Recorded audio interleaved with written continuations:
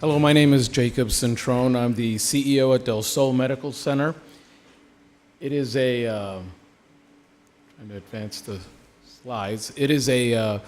HCA facility comprised of about 340 some odd beds. It's a level 2 trauma center in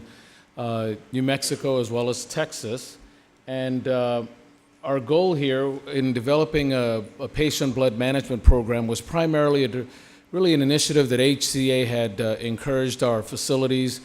throughout their 164 hospital system with the intent to try to reduce the overuse of blood products. As was mentioned in the panel, there was really an observation that there was a lot of clinical variability in terms of the use of blood.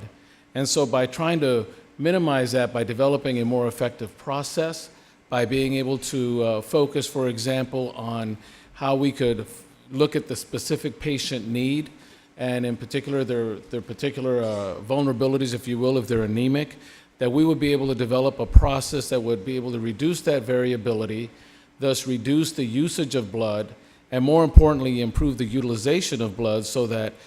you would be able to reduce any negative outcomes from the use of blood in any patient. Our strategy at Del Sol was to it says start a new transfusion order set in January of 2013, but quite frankly, I think the biggest strategy we had was, one, HCA's commitment to trying to improve quality as really a promoter of improving quality outcomes, and secondly, our acquisition of Bradford Ray, as you saw on the panel, who really came in with a very high energy in terms of trying to develop a better process for us. As you can see, some of the results from this order set were to tighten the parameters in which blood would be offered. And so that, coupled with the emphasis, as you see in some of the other